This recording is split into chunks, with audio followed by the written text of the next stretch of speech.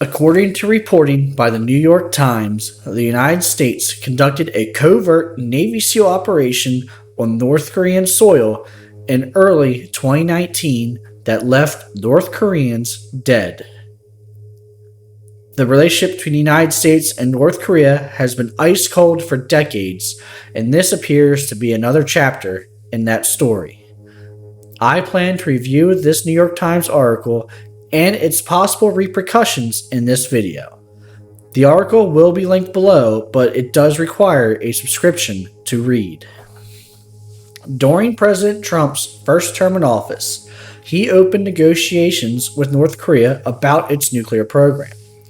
By early 2019, negotiations had moved ahead, but according to the New York Times, the president wanted more intelligence about North Korea's intentions. This led to the formulation of an operation to use U.S. Navy SEALs to insert into North Korea and leave an intelligence gathering device to collect signals intelligence from North Korea. President Trump approved the plan, but the operation did not go smoothly. According to the New York Times sources, the operation required a nuclear submarine to approach close to the shores of North Korea undetected.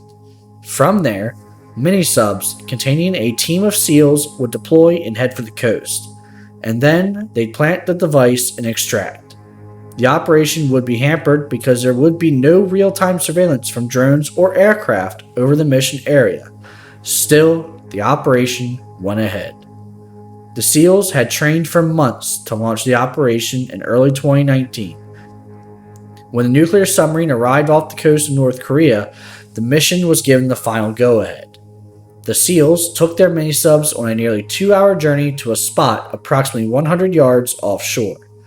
The SEALs believed they had arrived at an empty stretch of coast. As the SEALs inserted, they were unaware of a small boat nearby.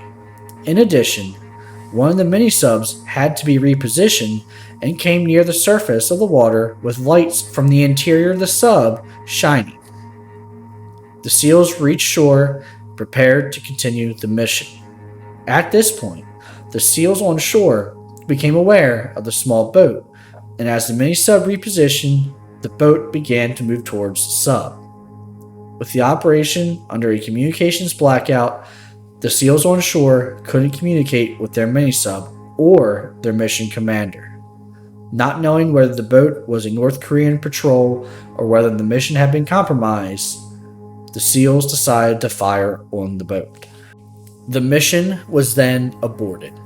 The SEALs investigated the boat and found 2 or 3 individuals with no uniforms or weapons, meaning they were likely civilian fishermen. The SEALs reportedly punctured the lungs of the bodies so that they would sink in the water. The SEALs then extracted without further incident. In the days and weeks that followed, there was no public acknowledgement of the incident from either country, though there was increased military activity in North Korea. The New York Times reports that President Trump and his administration never informed Congress of the mission. The rest of the article examines how special operations, including those specifically involving the SEALs, have had an uneven track record of successes and failures. The article also posits that this mission should have been disclosed to Congress and that transparency and oversight should have occurred. It also alleges that the Trump administration may have broken the law by not informing Congress. I have a few glaring issues with this article. I agree that the executive branch should have transparency and oversight when it comes to military operations, especially those that come with a high risk of American casualties and a potential escalation of conflicts. These classified missions should be disclosed to the highest levels of Congress in order to make sure that they are conducted appropriately. However, using the press to expose classified information like this in such a way as posting it publicly to everybody is dangerous. For one, there's no confirmation about whether North Korea ever discovered the truth about what occurred to those fishermen that night. Now, they have no doubt about what happened. The United States infiltrated its territory and killed its citizens. By all definitions, it's an act of war. With a regime like North Korea, this article exposing the operation has potentially just put thousands of US troops in Korea and Japan in harm's way, not to mention millions of South Koreans and Japanese people.